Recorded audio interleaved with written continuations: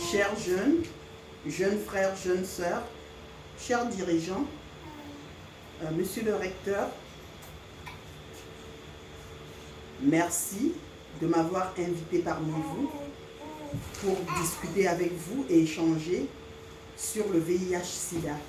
À l'occasion de la commémoration de la journée mondiale qui se célèbre le 1er décembre de chaque année, ce 30 novembre 2019, nous allons parler du VIH-Sida, des modes de transmission, de prévention et quelques maladies opportunistes.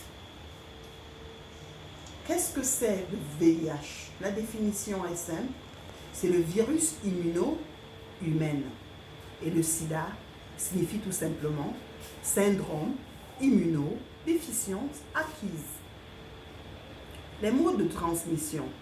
Nous avons les moyens de transmission tels que par le sang, à travers la transfusion sanguine, les objets souillés, de la mère à l'enfant, lorsque la mère est infectée, et pendant les rapports sexuels non protégés, lorsqu'un des partenaires est infecté. Vous avez également, pour les modes de prévention, d'abord, le test de dépistage volontaire anonyme qui est très important. Vous avez l'utilisation du préservatif qui joue le rôle de double protection qui permet d'éviter le VIH-Sida, les maladies sexuellement transmissibles telles que la gonococcie, la blénorragie et plein d'autres.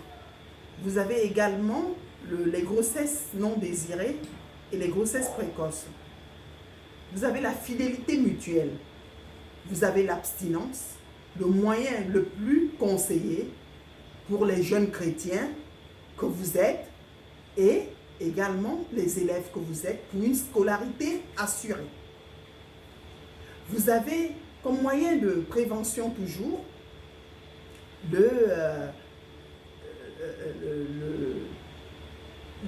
les tests sanguins. Lorsque vous voulez donner du sang à une personne qui est dans le besoin, vous deviez d'abord examiner. Et cet examen-là, c'est une prévention. Parce que lorsque vous examinez le sang, s'il y a un problème, par exemple de virus, une maladie virale ou bien d'autres maladies, ça vous permet tout simplement de savoir que ce sang n'est pas bon pour pouvoir donner à quelqu'un qui est dans le besoin. Et en ce moment, vous recherchez un sang qui n'est pas infecté pour pouvoir procéder à la transfusion sanguine.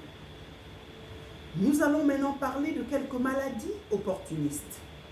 Mais les maladies opportunistes les plus connues, nous avons le paludisme, nous avons la tuberculose et nous avons les IST, infections sexuellement transmissibles. Mais toutefois, il est à noter que ces maladies opportunistes ne signifient pas toujours qu'on a le VIH. On peut avoir ces maladies et on n'est pas porteur du VIH.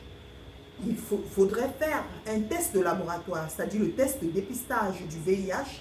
Seul ce test-là permettra de savoir si on est infecté, de se rassurer ou de confirmer qu'on est infecté ou pas. Nous avons quelques symptômes de VIH qui est quand même important de partager avec vous, mais ça peut être aussi des symptômes qui présentent d'autres maladies dont nous ne connaissons pas, mais seul le test clinique peut nous le rassurer et déterminer ces maladies-là. Nous avons par exemple comme autre signe l'amaigrissement, vous avez les vomissements, vous avez les verrues sur le corps et la perte d'appétit, c'est-à-dire le malade ne mange plus du tout, la perte même des cheveux et la vision trouble, c'est-à-dire la personne ne voit plus très bien.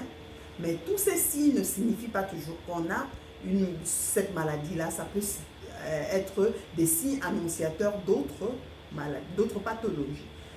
Je vous remercie, mais je vous inviterai à suivre quelques courts-métrages qu'on va vous livrer et que Dieu vous bénisse.